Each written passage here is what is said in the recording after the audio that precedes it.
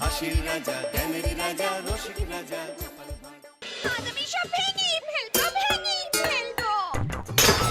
অনেক হয়েছে, আর সহ্য হচ্ছে না।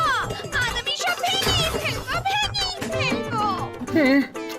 মানে ও গিন্নি, গিন্নি গো, একটু শান্ত হ, একটু কথাটা শোনো। না না, আমি আর কিচ্ছু শুনবো না। এক সপ্তাহ সময় দিচ্ছি, তার মধ্যে মহারানীর মতো ওই সীতাহার আমার চাই চাই চাই। আহা, কিন্তু গিন্নি ওটার যে অনেক দাম, আমার কি আর মহারাজের মতো অত টাকা আছে বলো? এই শোনো, তোমার কি আছে আর কি নেই তা আমার খুব ভালো করে জানা আছে, বুঝলে? কিন্তু গিন্নি, একটা কথা কান খুলে শুনে রাখো, এবারে যদি তুমি ওই সীতাহার আমাকে গড়িয়ে না দাও, আমি তাহলে চিরদিনের মতো বাপের বাড়ি চলে যাব। এই এই আমি বলে দিলাম। আচ্ছা ফাঁপড়ে পড়লাম আমি, কি যে করি। দূর, আর ভালো লাগে না।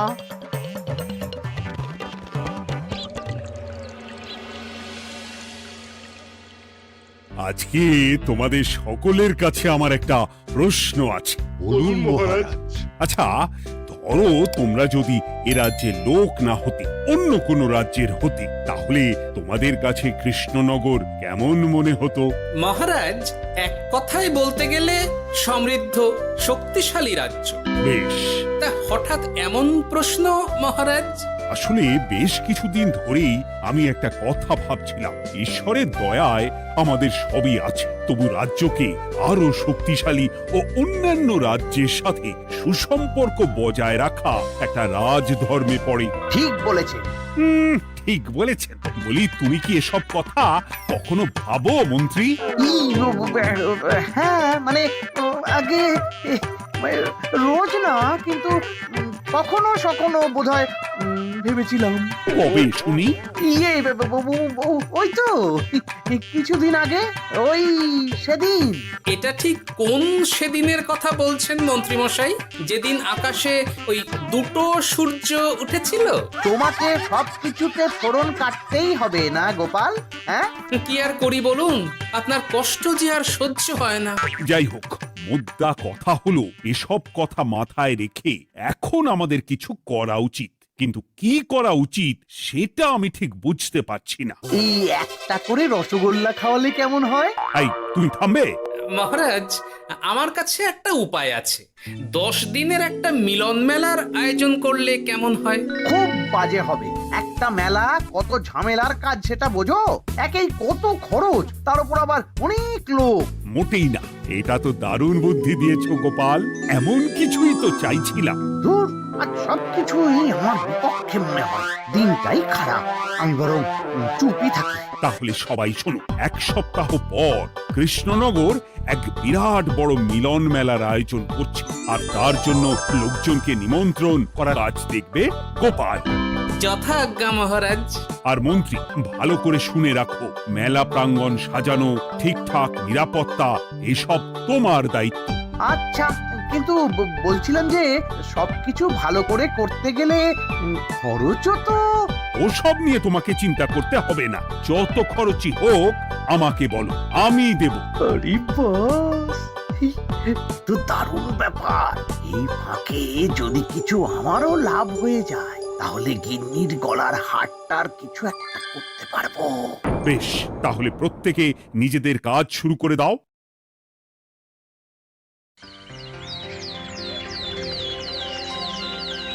শোনো শোনো শোনো, 1 সপ্তাহ পর কৃষ্ণনগর মেলা প্রাঙ্গণে অনুষ্ঠিত হতে চলেছে 10 দিন ব্যাপী মিলন মেলা। সকল গ্রামবাসীকে এই মেলায় আসার জন্য আমন্ত্রণ জানানো হচ্ছে। শোনো শোনো শোনো।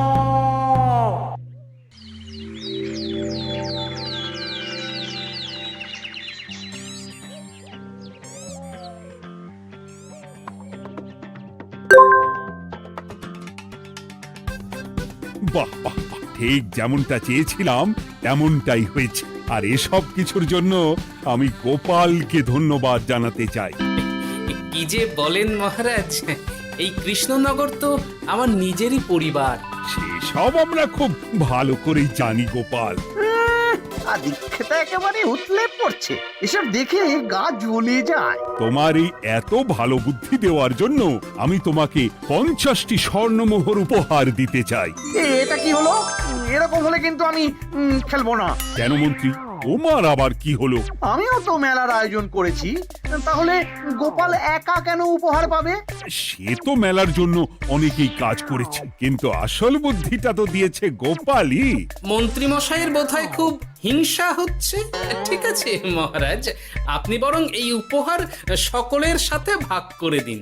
না গো, কোনো ভাগ চাই না, তোমার উপহার তুমিই রাখো। যত সব।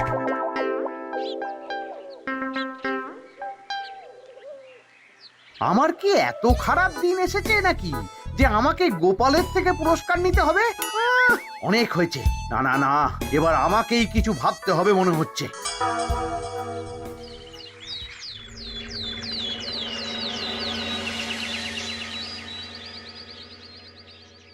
আমার আমার সব শেষ হয়ে গেল গো, সব শেষ হয়ে গেল।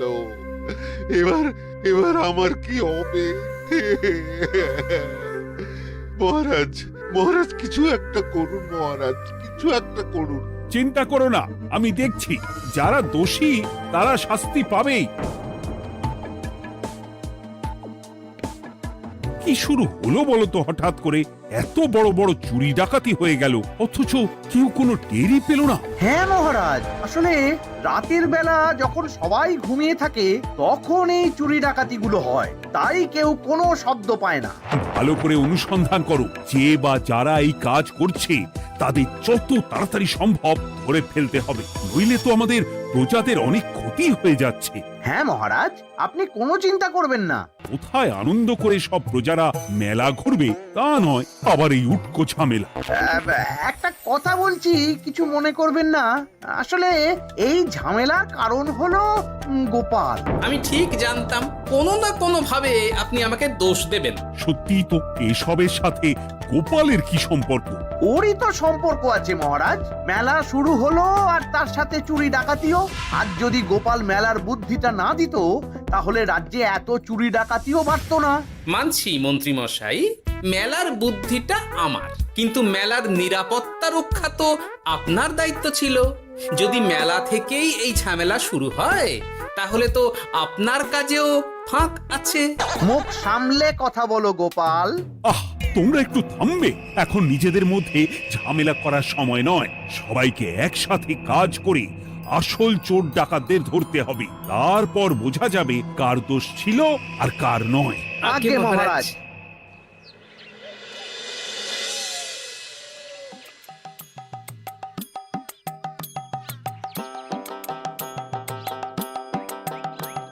এই তো তুমি এসে গেছো। তাড়াতাড়ি মুখ হাত ধুয়ে বসো, তোমার জন্য একটা জিনিস এনেছি। বলো কি জিনিস? আরে আরে একটু অপেক্ষা করোই না, আমি আনছি। হ্যাঁ বেশ, আনো তাহলে। এই নাও, খাও। মিষ্টি দই। হ্যাঁ গো, খেয়ে দেখো তো কেমন। দারুণ সুন্দর স্বাদ তো গিন্নি। কোথা থেকে এনেছো? ভালো, মেলা থেকে এনেছি। ও জানো, বিনা পয়সায় গো। বিনা পয়সায়? তা কে দিল শুনি? আরে সুজন দইওয়ালা, বড় ভালো ছেলে। শুধু আজ নয়, ও রোজই মানুষকে ভালোবেসে না বিনা পয়সায় দই খাওয়ায়। হ্যাঁ বাবা, বেশ অবাক করা কাণ্ড। আসলে সুজনের দেশের বাড়িতে অনেক জমি জমা, গরু মোষ আছে। ও তাই বলে ওর টাকা পয়সার নাকি কোনো দরকার নেই, তাই ও বিনা পয়সায় খাওয়ায়। হ্যাঁ বুঝলাম। বাবা, খুব ঘুম পাচ্ছে এখন। ও গিন্নি, শোনো না, আমি বরং একটা ঘুম দিই এখন, বুঝলে? তুমি বরং বিকেলে আমায় একটু ডেকে দিও, ওর কাজ আছে। আচ্ছা বেশ। তোমাদের জন্য সেটাই ভালো, কারণ এমনিতেই মহারাজ চোর ডাকাত ধরার জন্য প্রহরীর ব্যবস্থা করছে পুরো রাজ্যে। না না না, সে নিয়ে আপনি চিন্তা করবেন না।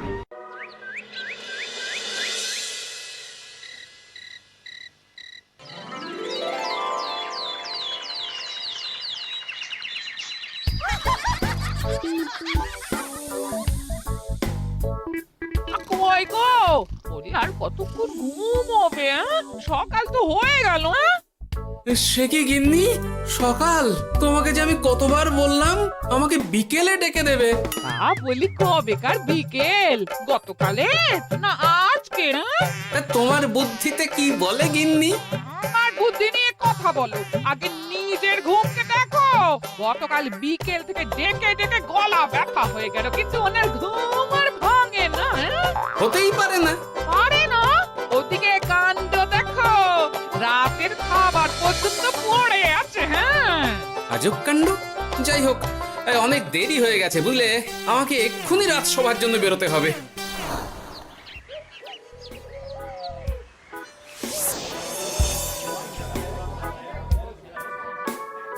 বাবা, এত ভিড় কি আছে এখানে?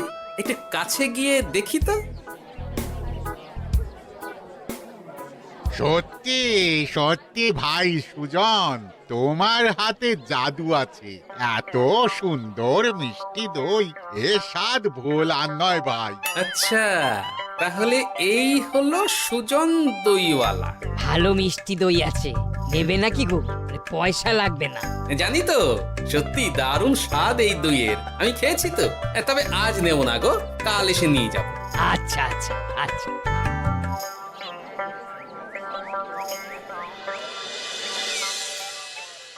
আর কোনো নতুন খবর পেলে ওই ডাকাতদের ব্যাপারে? না মহারাজ, এখনো ঠিক ধরতে পারিনি। ওরা বোধহয় বুঝতে পেরে গেছে যে আমরা খোঁজ করছি। মহারাজ, আমার মাথায় একটা নতুন বুদ্ধি এলো। রাতের বেলা করে সব বাড়িতে পাহারা দেওয়া শুরু করলে কেমন হয়? সব চুরি তো রাতেই হচ্ছে। আরে, এ তো দারুণ বুদ্ধি। কিন্তু মহারাজ, আমাদের রাজ্যের প্রহরীরা রাতের বেলা কি করে পাহারা দেবে? কেন কেন, কি সমস্যা? অনেক সমস্যা আছে। তাদের শরীর খারাপ হতে পারে, তার চেয়েও বড়, রাত জেগে থাকলে দিনে তারা সকলে ঘুমোবে, তখন পুরোটাই বেকার হবে। কিচ্ছু বেকার হবে না মন্ত্রী মশাই, আমাদের প্রচুর সেনা আছে, তাদের সকলকে দায়িত্ব ভাগ করে দিলেই হয়ে যাবে। তুমি বেশি বোঝো। গোপাল তো কিছু ভুল বলেনি মন্ত্রী, আমরা পাহারা বাড়াবো। আমি আজই সব সেনাদের সাথে কথা বলছি। সেনাপতি, তুমিও এ ব্যাপারটা একটু দেখো। যথাজ্ঞা মহারাজ।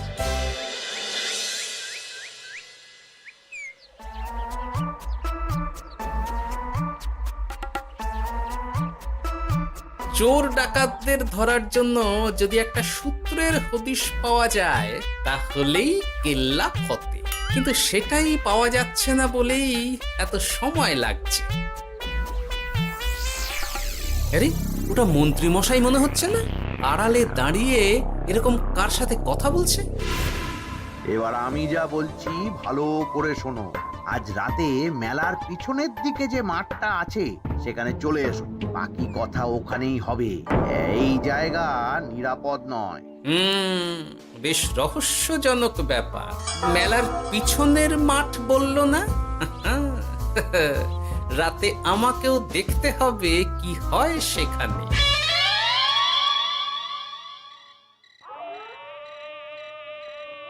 উফ, কি মশা রে বাবা! কখন থেকে দাঁড়িয়ে আছি, মন্ত্রী মশাইয়ের পাত্তা নেই কেন?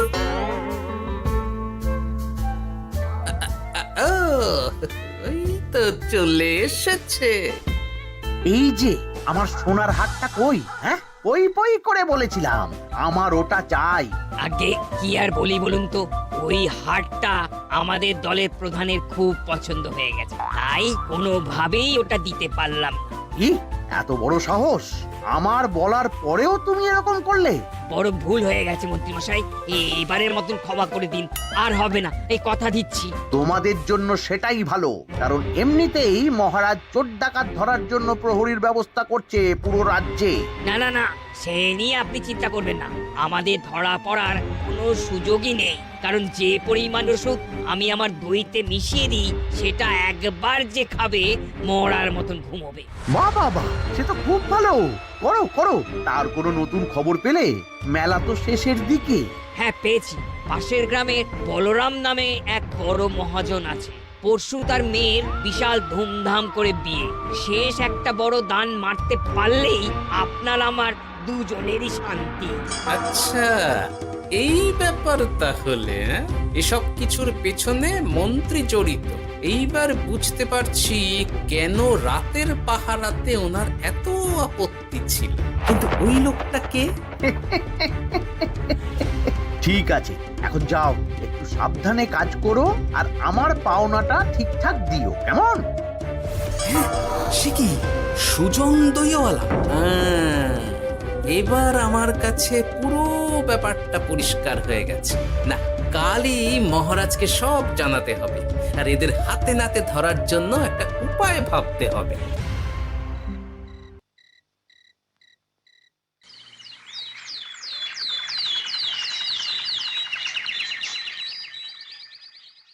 আরে এসো এসো, তোমার জন্যই তো অপেক্ষা করছিলাম। কি এমন জরুরি কথা আছে যে একান্তে দেখা করতে চাইলে? কোন মুখে বলি মহারাজ, সর্ষের মধ্যেই যখন ভূত তখন আর কি।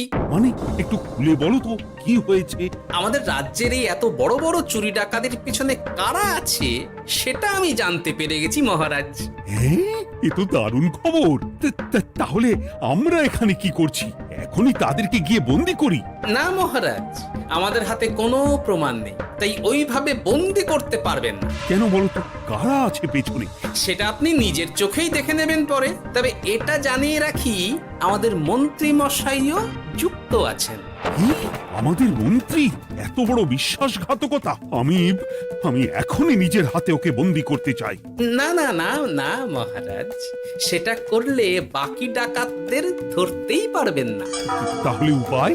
আমি জানতে পেরেছি এই ডাকাতদের পরের নিশানা হলো পাশের গ্রামের বলরাম মহাজনের বাড়ি।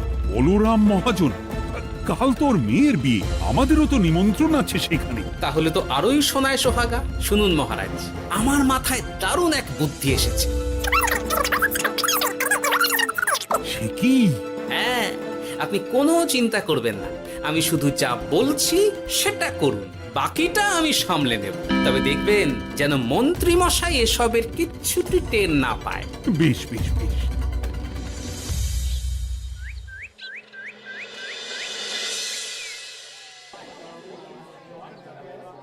আর তো কিছুক্ষণ, এরপরেই তো সন্ধে নামবে। তোমার সবকিছু তৈরি তো? হ্যাঁ মহারাজ।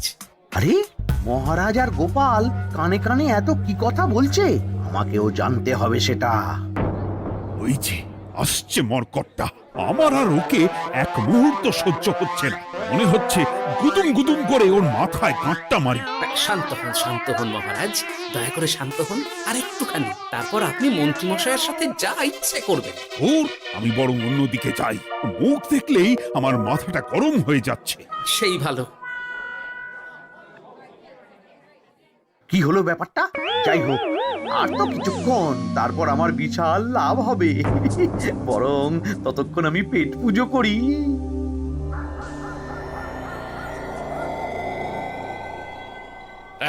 যা যা দামি জিনিস আছে সব দিয়ে দে।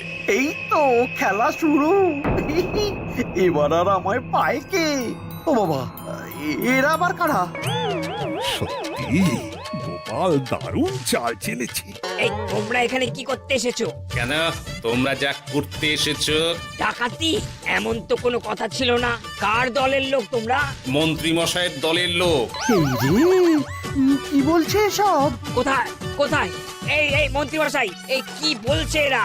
আপনি দু নৌকোয় পা দিয়ে চলছে, আমরা থাকতে আপনি আরো এক ডাকাতের দলের লোককে ডেকেছেন। কি মন্ত্রী? শেষে কিনা তুমি? কি খেয়েছে রে, আর বোধহয় বাঁচতে পারবো না। কই চুপ কেন, বলুন। মন্ত্রী মশাই সোনার হার ডাকাতি করে আপনাকে দেওয়ার জন্য এখানে ডেকেছেন। কি সোনার হার? আমাকেও তো একই কথা বলেছে। আপনি আমাদের থেকে খবর নিয়ে অন্য দলকে কাজ দিয়েছেন। এই না না, মিথ্যে কথা। কিসের মিথ্যে? আপনি ছাড়া তো আর কেউ জানতো না এখানের কথা। না গো, আমি শুধু তোমাদেরকেই কাজ দিয়েছি একদম শুরু থেকে। আর কোনো ডাকাতের দলকে আমি চিনি না, আমি তো নিজেই প্রথম শুনছি। মন্ত্রী, লজ্জা করে না তোমার? তুমি আমার প্রজাদের এইভাবে ঠকাচ্ছিলে। ইয়ে মানে মহারাজ, আমি আসলে অনেক হয়েছে মন্ত্রী মশাই, আপনি ধরা পড়ে গেছেন। প্রহরী, বন্দি করো সবাইকে, আর মন্ত্রীকেও। আমাকে ক্ষমা করে দিন মহারাজ, আমি ইচ্ছা করে এটা করিনি।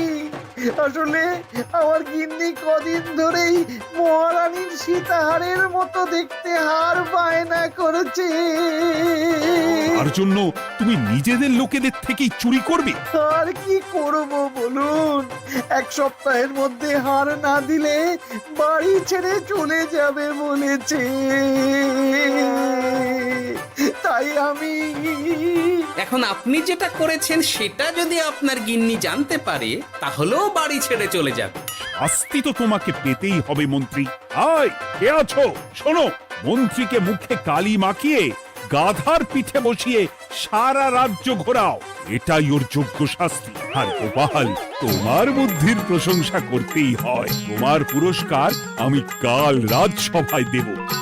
দূর দূর, জীবনে বিয়ে করাই ভুল হয়েছে আমার।